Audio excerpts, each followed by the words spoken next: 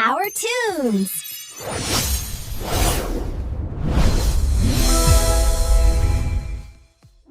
घने जंगलों और छोटी पहाड़ियों से घिरा था केशव ग्राम। सुबह की हल्की धुंध, पक्षियों की चहचहाहट और खेतों में चमकती ओस की बूंदें। गांव के लोग सादा जीवन जीते थे, खेती, पशुपालन और मेहनत। पर उस गांव के पास एक ऐसा जंगल था जहां कोई भी शाम के बाद जाने की हिम्मत नहीं करता था। लोग कहते थे वहां एक रहस्यमयी पेड़ है जो बोलता नहीं पर सुनता सबकी है। गांव में दो भाई रहते थे, वीर और आदित्य। वीर बड़ा लालची और गुस्सैल, आदित्य छोटा पर सच्चा, मेहनती और दयालु। दोनों के स्वभाव में उतना ही फर्क था जितना धूप और छांव में। कृति, आदित्य की पत्नी। आदित्य, आज भी खेत बंजर ही पड़ा है। न जाने कब हमारी किस्मत बदलेगी। किस्मत तो नहीं बदली प्रीति, पर मेहनत से जरूर बदल जाएगी। देखना, ये सूखी धरती भी एक दिन हरियाली से भर जाएगी। प्रीति के चेहरे पर हल्की मुस्कान आई, पर उसकी आंखों में चिंता अब भी थी। रातों की नींद मिट चुकी थी। कर्ज और भूख ने उनकी जिंदगी को तोड़ दिया था। आदित्य, तू इतना भोला क्यों है? जंगल में खजाना छिपा है, वहां जाकर वो रहस्यमयी पेड़ ढूंढ। कहते हैं उसके नीचे सोने के बीज हैं। आदित्य भैया, वो सब अफवाहें हैं। लालच हमेशा विनाश लाता है। वीर, लालच नहीं, समझदारी कहते हैं इसे। तू अपनी गरीबी से खुश रहे। मैं तो कल ही जंगल जा रहा हूँ। वीर ने जो कहा वो कर दिखाया। सुबह सुबह बिना किसी को बताए वो जंगल की ओर निकल पड़ा, उस जगह जहां गांव वाले जाने से डरते थे। इतना सन्नाटा, पर अगर यहाँ खजाना है तो डर कैसा? पेड़ों की शाखाएं हवा में झूल रही थीं। हर कदम के साथ जंगल और घना होता गया। अचानक वीर को एक विशाल पेड़ दिखा जिसकी जड़ें चमक रही थीं, मानो किसी ने धरती में चांद के टुकड़े गाड़ दिए हों। वीर धीरे धीरे पेड़ के पास जाता है। वीर हैरान होकर, ये क्या सच में जादू है? नीचे कुछ चमक रहा है। वो घुटनों के बल बैठा, मिट्टी हटाई और उसकी आंखें चौंधिया गईं। वहां छोटे छोटे सुनहरे बीज थे। वीर उत्साहित होकर, वाह, ये तो सच है। अब तो मैं अमीर बन जाऊंगा। लेकिन जैसे ही उसने बीज उठाया, जंगल की हवा बदल गई। पेड़ की शाखाएं हिलने लगी और दूर कहीं से आवाज आई, जिसने लालच में मेरा बीज चुराया वो कभी चैन नहीं पाएगा। वीर के चेहरे पर डर फैल गया। वो भागा, लेकिन उस आवाज की गूंज उसके मन में बस गई। अगली सुबह गांव में लोग कह रहे थे, वीर रात भर जंगल में था पर अब बीमार है। कहानी यहीं से शुरू होती है, रहस्यमयी पेड़, लालच और सच्चाई की परीक्षा की। वीर जंगल से लौट तो आया, लेकिन पहले जैसा नहीं था। उसके चेहरे की चमक गायब थी। आंखों में अजीब सी डर की परछाई थी। गांव वाले कहते थे उसने जंगल के पेड़ से कुछ छेड़ा है। उस रात वीर की झोपड़ी से अजीब आवाजें आने लगीं। कभी वो खुद से बातें करता, कभी डरकर चिल्ला उठता, नहीं, मैं बीज नहीं लौटाऊंगा। सरिता, क्या हुआ तुम्हें? ये कौन सा बीज है जिसकी बातें करते रहते हो? वीर, वो पेड़, उसने मुझसे बात की थी सरिता। उसके नीचे से मिले बीज वो सोने के हैं। अगर हम उन्हें बो दें तो अमीर बन सकते हैं सरिता। पर वीर, अगर ये सच में जादू है तो कहीं नुकसान ना हो जाए। वीर, चुप रहो, अब कोई मुझे रोक नहीं सकता। कल ही मैं उन बीजों को बो दूंगा। और अगले दिन वीर ने उन बीजों को अपने खेत में बो दिया। पहले दिन कुछ नहीं हुआ। दूसरे दिन मिट्टी में हल्की चमक दिखी और तीसरे दिन जमीन से सुनहरी बेलें उगाईं। गांव वाले हैरान थे, पर आदित्य चिंतित। आदित्य, लोग कह रहे हैं कि वीर के खेत में सोने के पौधे उगे हैं। आदित्य, सोना धरती से नहीं उगता प्रीति। शायद ये किसी विनाश की शुरुआत है। रात को आदित्य वीर के खेत गया। उसने देखा पेड़ की शाखाओं जैसी सुनहरी बेलें हिल रही थीं और हर बेल से एक हल्की सरसराहट आ रही थी, जैसे कोई फुसफुसा रहा हो। लालच, विनाश। आदित्य, भैया, ये सब बंद करो। ये पेड़ का श्राप है। श्राप नहीं, वरदान है। देख, मैं अमीर बन रहा हूँ और तू अभी भी गरीब किसान। तुम्हें समझ नहीं आ रहा? ये पेड़ इंसानों को परखता है। लेकिन वीर अब सुनने को तैयार नहीं था। उसके खेत से हर दिन बेलें बढ़ती जा रही थीं और सोने जैसी चमक उसकी आंखों में उतर चुकी थी। गांव वाले, वीर तो अब किसी से बात भी नहीं करता। कहते हैं उसकी खेत की मिट्टी अब ठंडी नहीं रहती। गांव वाली औरत, रात को वहां से आवाजें आती हैं। कोई रो रहा होता है। एक रात वीर के खेत से आग की लपटें उठीं। गांव वाले दौड़े, पर जब तक पहुंचे खेत जल चुका था और वीर जमीन पर गिरा पड़ा था। उसके शरीर पर बेलों के निशान थे, जैसे पेड़ ने उसे बांध लिया हो। सरिता, किसने किया ये? वो पेड़ कहता है सच्चा दिल ही उसे शुद्ध कर सकता है। ये शब्द कहकर वीर की सांसें थम गईं। पूरा गांव सन्न था। आदित्य की आंखों में आंसू थे, पर मन में अब एक निश्चय था। वो उस रहस्य को सुलझाएगा, चाहे जान चली जाए। तुम सच में उस जंगल में जाओगे?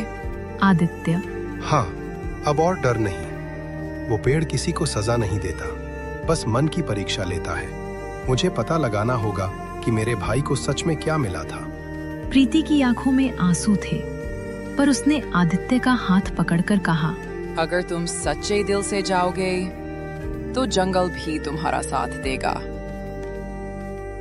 अगली सुबह आदित्य निकल पड़ा, उस दिशा में जहां वीर का लालच खत्म हुआ था और एक नई सच्चाई उसका इंतजार कर रही थी। सुबह का सूरज पेड़ों के बीच से झांक रहा था, जहां उसके भाई वीर की किस्मत ने करवट ली थी। जंगल में हर पत्ता जैसे कोई राज छुपाए था और हर हवा का झोंका जैसे कुछ कहना चाहता था।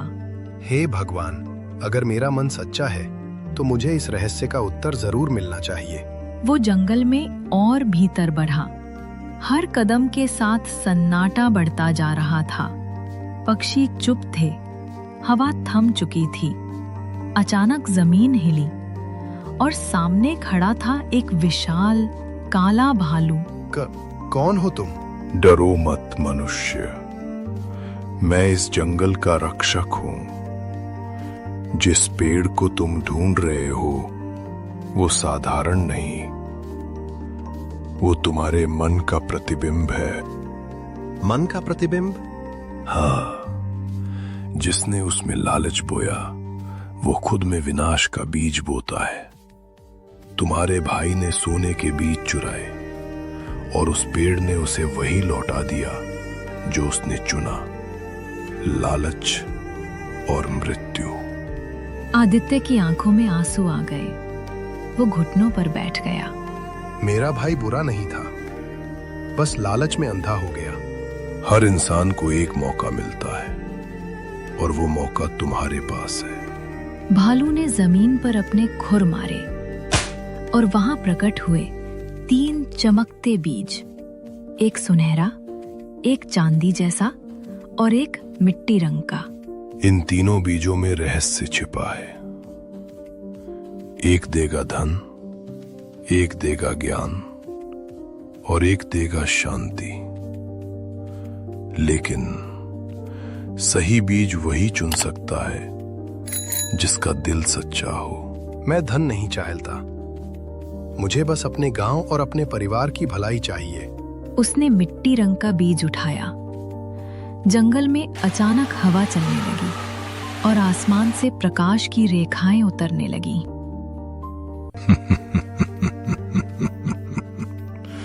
तुमने सही चुना है आदित्य।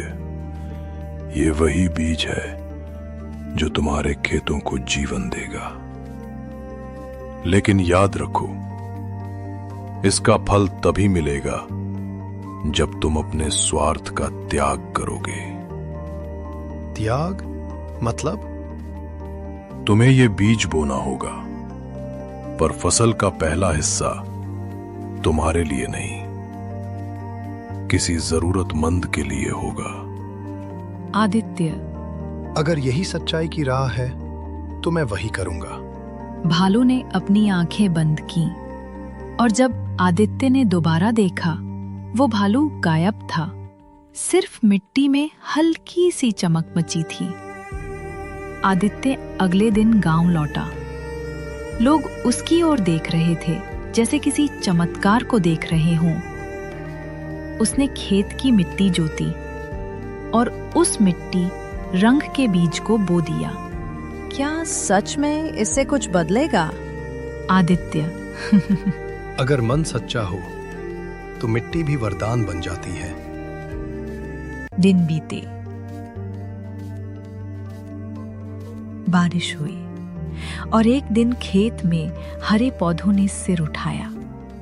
गांव वाले हैरान थे। जो धरती पहले बंजर थी, अब वहां जीवन नाच रहा था।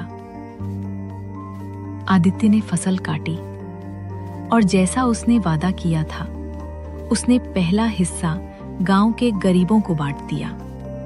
तभी आसमान से हल्की रोशनी उतरी और हवा में वही आवाज गूंजी, सच्चाई और त्याग का फल अमर होता है।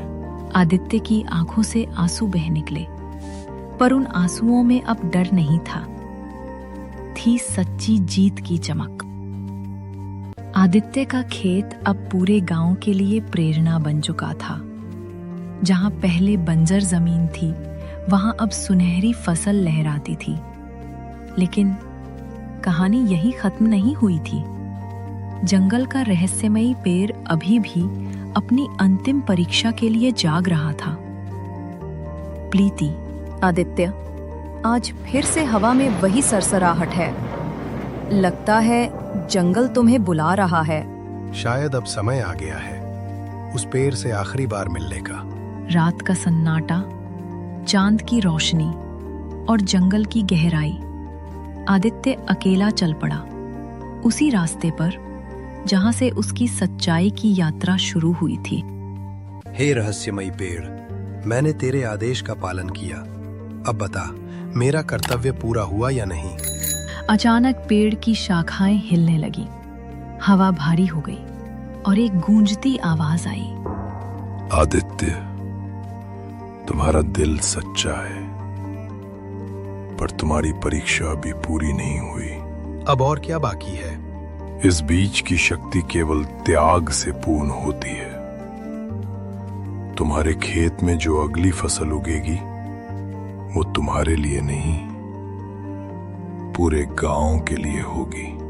अगर तुम उसे बांट दोगे तो सच्चाई की जीत होगी। आदित्य के मन में हल्की उलझन थी। उसके घर में अब भी कमी थी। प्रीति बीमार थी और परिवार को आराम की जरूरत थी। पर उसने आंखें बंद की और कहा, अगर यही सच्चाई की राह है तो मैं ये त्याग करूंगा। बारिश आई, खेतों में हरियाली छा गई और जब फसल तैयार हुई तो वो किसी जादू से कम नहीं थी। हर पौधा सोने जैसा चमक रहा था, लेकिन वो सोना नहीं था, वो जीवन की चमक थी। आदित्य, देखो, फसल कितनी सुंदर है। हाँ, लेकिन ये अब मेरी नहीं, ये गांव की है। आदित्य ने पूरी फसल गांव वालों में बांट दी। भूखे बच्चों के चेहरे पर मुस्कान आई। गरीबों के घरों में चूल्हे जलने लगे और उसी रात आसमान में सुनहरी रोशनी फैल गई। आसमान से रोशनी उतरी और सीधी आदित्य के खेत पर पड़ी। पेड़ की आवाज एक आखिरी बार गूंजी। आदित्य, तुमने वो कर दिखाया जो बहुत कम इंसान कर पाते हैं। तुमने सच्चाई और त्याग को चुना और यही मानवता की असली जीत है। अगर मेरी मेहनत से किसी को सुख मिले तो यही मेरा वरदान है। धीरे धीरे जंगल की हवा शांत हो गई। पेड़ की चमक मिट्टी में समा गई। अब वो पेड़ किसी श्राप का प्रतीक नहीं था, बल्कि सच्चाई और त्याग की आत्मा बन चुका था। कुछ दिनों बाद गांव पहले से ज्यादा समृद्ध हो गया। लोग एक दूसरे की मदद करने लगे। बच्चे आदित्य को धरती का बेटा कहने लगे। प्रीति, आदित्य, अब सब बदल गया है। हाँ प्रीति, क्योंकि असली जादू बीज में नहीं, दिल में होता है। धीरे धीरे आसमान पर सूरज उगा और केशव ग्राम में एक नई सुबह का जन्म हुआ, जहां अब हर दिल में था विश्वास, सच्चाई और त्याग की रोशनी।